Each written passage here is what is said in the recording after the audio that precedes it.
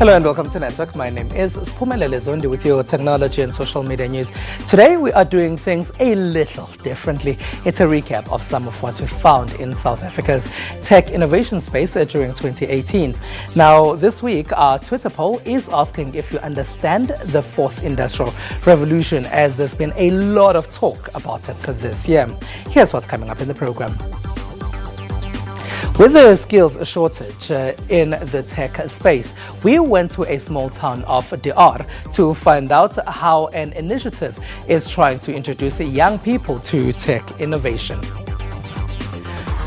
We find out about data science, a relatively new university program. We also discuss a group of students going to supercomputing events overseas soon. Director of the Center for High Performance Computing, Dr. Happy Sithole, is here to talk to us about that. Hello and thank you very much for chatting to us. Thank you, Siphumelele, for having me on your show. Yeah, why did you decide that this competition was necessary? The most important thing is for us to be able to develop the skills of high-performance computing in South Africa. All right, hold that thought. We will have that discussion later in the program with Dr. Sithole. But first, your technology and social media news from the last year.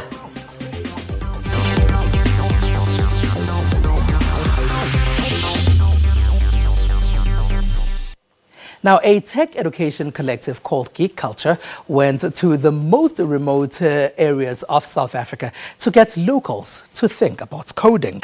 I went to DR with them, a small rural town in the Northern Cape. There, a group of young people sat in a local hall while coming up with ideas of different tech solutions.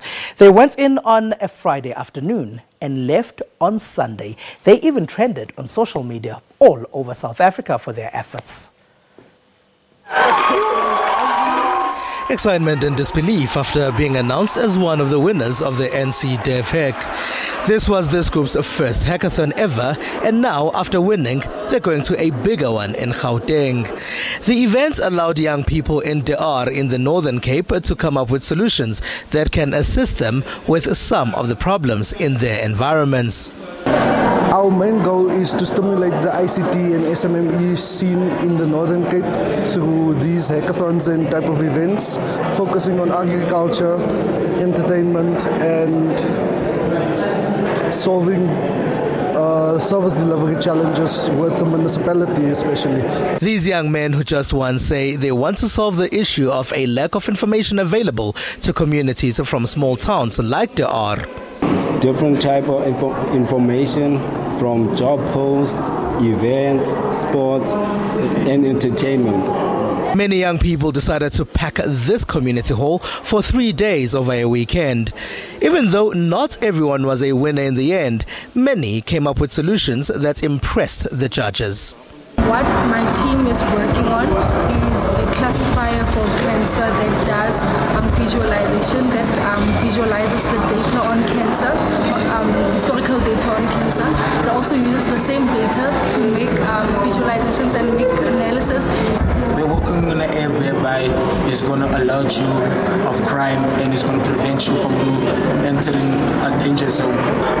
We're creating an app for mothers and teachers dealing with fetal alcohol syndrome children to help educate them how to relate to their needs. This was the fourth such hackathon to take place in the Northern Cape and the first in DR. Geek Culture and the Provincial Department of Economic Development say more will be held in other small towns. And there's been a lot of talk about how the fourth industrial revolution is going to digitize everything and affect everyone. Some talk about automation in many industries and robots taking existing jobs from humans. President Cyril Ramaphosa has said that Africa needs to be part of this revolution. There are even universities that offer it now, like Salt Blakey University in the Northern Cape. It was the first to offer data science in South Africa, and its students are already entering industry. The fourth industrial revolution is giving us new professions. Data science is one of them. Until recently, there was no African university that offered data science as a program. Sol Plaatje University in Kimberley, in South Africa's Northwest Province, was the first 4 years ago. Kineilwe Sereo is one of the students in the department. Data scientist basically takes data, which is raw facts, and actually gives it meaning, makes it information.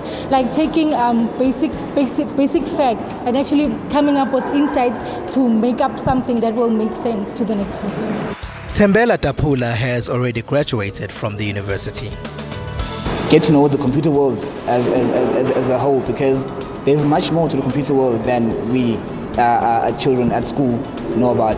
And we get to know what data does, what is data, not like data and MTN getting 100 megabytes, 1 gig, and stuff like that. And after that, you get to have a skill of being able to solve problems using real-time data, real-time information.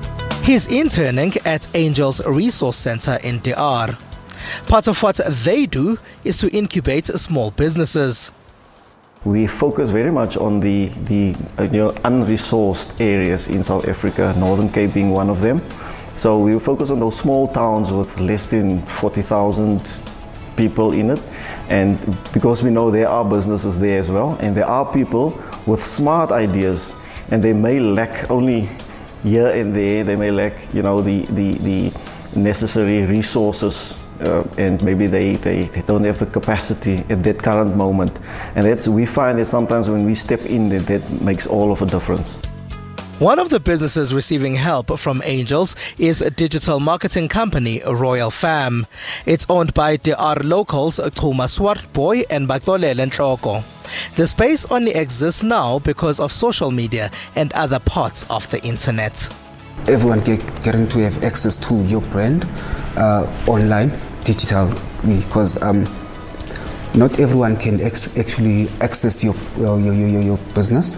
But when you're online, and then everyone can actually access your business. What we do, we assist them in terms of helping their online presence, because we know the Northern Cape is quite remote, and then making sure that your business is well known across all borders. We use social media. We design websites. We design digital, your basic content, like your logo, your brochures. So we do all of that for you. And to an extent that we even manage your Facebook account. But it's not only in their industry that things are done in a new way. The fourth industrial revolution is automating many things and digitizing a lot of industries. ITU World Telecom came to Africa for the first time this year. The tech event was organized in Durban. We're there as well and had various conversations with many who participated at the event. We have seen lots of solutions, not just immediate solutions, but including futuristic one. You mentioned earlier on the fact of data science, and these are the innovations that young people came up with to say, here we are as Africans, we are ready. We don't need big brothers to hold our hands. All we need is for them to give us the platform. That is why we are jubilant now saying, finally, there's going to be a story to tell in terms of the legacy project that we will be showcasing, that will be benefiting most importantly from the ITU and the World Economic Forum after this conference. So SureTrack is a software management information system that allows social workers to identify problems, issues with children who are orphan and vulnerable. And after identifying those problems, create plans to treat those problems or to take care of the children and then track the progress. It allows NGOs to monitor the people providing this service, which is a serious problem in Mozambique and in Africa, the care of children who are HIV positive or have issues related to health. And this system allows for quick identification and resolution of these problems. Well, thank you for inviting me. The idea came about the challenges that existed within South Africa, the challenges of stock theft. Every year there is an increase in terms of stock theft.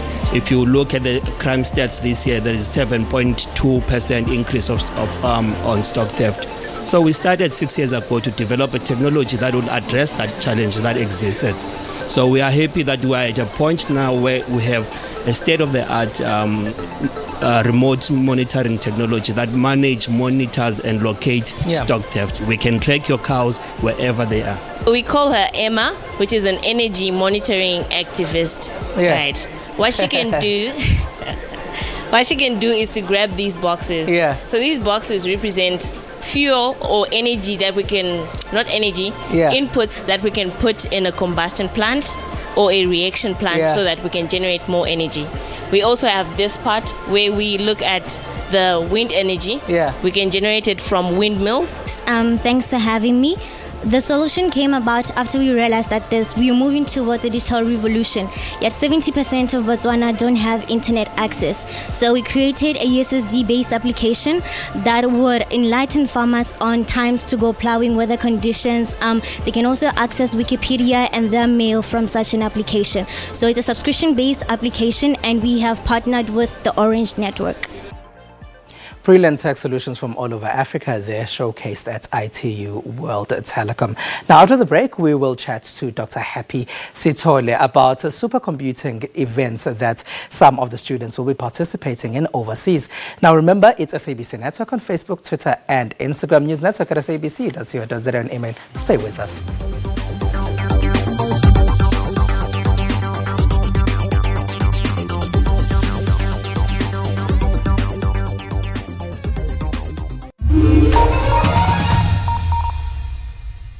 This is a space for every woman in South Africa. I want to speak to the women who cannot walk a kilometer in this country without looking over their shoulders, without being groped or harassed. I was not born like this.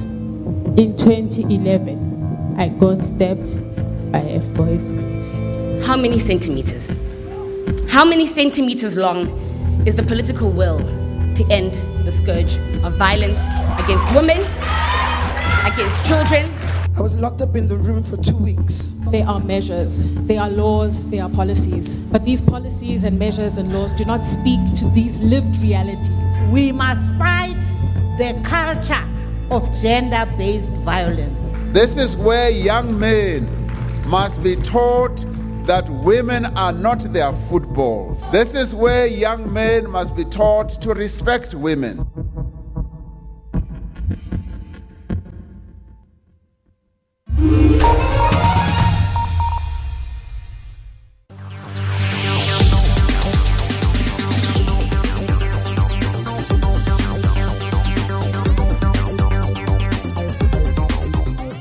SABC Network on Facebook, Twitter, and Instagram. Welcome back. Now, a group of students is going to supercomputing events around the world after winning a competition in South Africa. During the competition, there were students from Namibia and Botswana as well. The students will now go to America and later Germany, where they will compete with others from the rest of the world. Director of the Center for High Performance Computing, Dr. Happy Sithole, is here to talk about that with us. Hello, and thank you very much for joining us, Dr. Sithole. Thank you, Pamela, for having me on your program. All right. Now, let's start about maybe explaining what a supercomputing actually is. Well, supercomputing is mainly looking at building up sufficient processing capability, where you really pack a number of computers together to be able to do processing for large systems that we can't be able to do today. So this will be looking at things like big data analytics, solving problems, for an example, like climate change that we can't be able to predict. So that's what supercomputing gives you. All right. Now, Dr. Sithole, you decided to host a competition for students. Who are these students? Where do they come from? What's this competition? The students come from all the universities in South Africa. And we're mainly focusing on students at undergraduate. And the reason we went for that is that traditionally, a lot of people get exposed to high-performance computing or supercomputing only when they do their senior degrees, when they do research. And that is the reason we find that all over the world, these skills are very scarce. So to introduce this at undergraduate, we try to build up the resources at an early stage, and we can be able to get these students to be interested in high-performance computing or supercomputing at an early stage, and we can be able to develop the workforce. And the workforce, mainly if you look at the demands of the future, we're talking about the fourth industrial revolution, which will be the capabilities of industry to be able to do this large processing. So that's mainly where we are gearing towards. All right. And you've also decided now to extend it to other countries. There were students from NUS, the Namibian University of Science and Technology. There were also students from Botswana as well who participated in the latest event that you had this year. Why did you decide to expand it, to extend the invitation to other countries as well? Well, strategically, when we started with high-performance computing in South Africa, we realized that South Africa is not an island, and for us to progress, we need to be able to bring our neighbors along. And some of the projects that we already have in the continent, like the Square Kilometer Array, tries to make sure that we get all the countries working together. Other projects, for an example, on H3 BioNet, which looks at bioinformatics data all over Africa. So for us to be able to meet these challenges, we need to have these developments all over Africa. So we have got that strategic intention to develop other African countries, and hence you saw the competition being extended to Botswana, Namibia, but it goes all the way up to Ghana and Kenya. So in future, we will be seeing those countries even on the north and the western part of the continent being involved. So now, a team that you've assembled from the competition comes from different parts of South Africa. Why did you decide to take students from various universities? Why did you just not say, we are taking this particular team that's together from WITS, for example, or from the University of Pretoria, or from UCT? Well, the aim is to be able to have a true South African team. So what we do, we at the end of the day, we're looking at 6 students. So we get teams of 4 from universities. Then the best team will win in this round. And from there, we look at other students within the other teams who are equally competent that can join the team. So in that way, combining this, then it gives us an opportunity to have a truly South African team that we can take to international stage. What's going to be happening in America and Germany? Well, the first stage that they go through is that this competition, we're working closely with Dell Computing, that is funding the students, giving us the equipment. So the first stage, which is in January, the students will be going to visit the Dell Research Lab.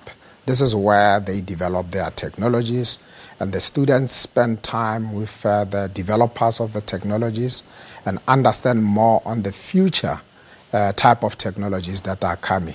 So when they get out of that 1-week visit in Austin, Texas, then they already know what will be the sort of technologies that they can use in June when they go to Germany. So they get even more insight than I have.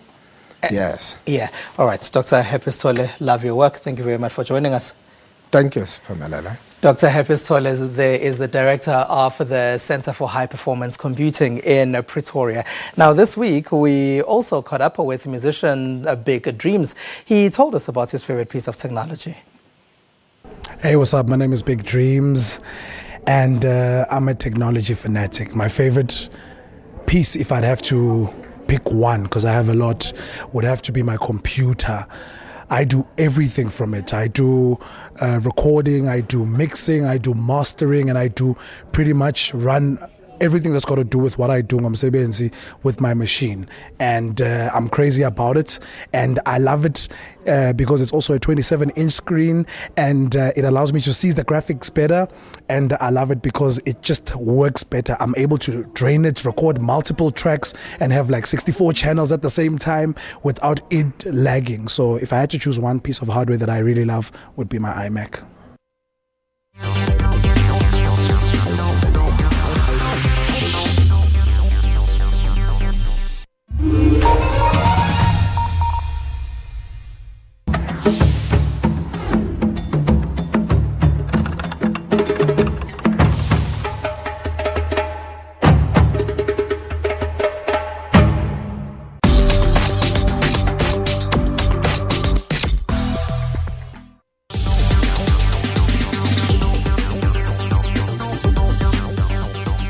It is SABC Network on Facebook, Twitter and Instagram.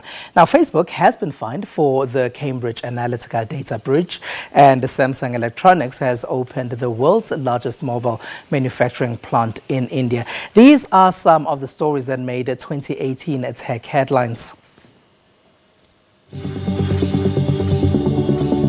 An unusual pop museum in Lisbon is delighting social media-focused visitors with colorful and dreamy displays of giant ice creams and all things sweet. The Sweet Art Museum is Europe's first exhibition dedicated to happiness. We are a museum for the new generation, for the generation who lives intensely and wants to share the moments immediately. The new generation wants to experience, wants to take pictures and want to share on the social networks. We are, as I told before, we are Instagram friendly, so our concept is all about taking creative and funny pictures. The exhibition features a total of 8 thematic and scented rooms: Splashmallow Pool, Happy Hall, Ice Cream Land, Gummy Gate, Candy Wash, Pop Circus, Sweet Dreams and Lucky Fruit.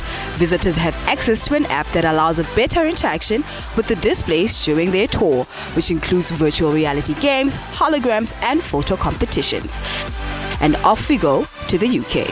Facebook faces an unprecedented fine from Britain's data watchdog. Information regulator Elizabeth Denham says she intends to take action over breaches of data protection law. Her office has been investigating how millions of users' personal information was improperly accessed by consultancy Cambridge Analytica. That firm was hired by Donald Trump for his campaign to win the US presidency. For the multi-billion-dollar tech firm, a penalty of about $600,000 might not seem much, but significantly, it's the maximum fine the watchdog can impose. And now in India. Samsung Electronics has formally opened a new factory in the country, which the South Korean tech group says it's the world's biggest mobile phone manufacturing plant, part of its plans to expand production in the world's fastest growing major mobile phone market. India's young generation under the age of 35 comprise 65% of the entire population. As such, it is a young, enterprising country. India also has a great passion for education, and its ability to embrace new cultures and innovation is greater than any other country. The factory in Noida, on the outskirts of New Delhi, will help Samsung to double its current capacity for mobile phones in Noida to an annual 120 million units after the phased expansion plan is complete, the company said in a statement.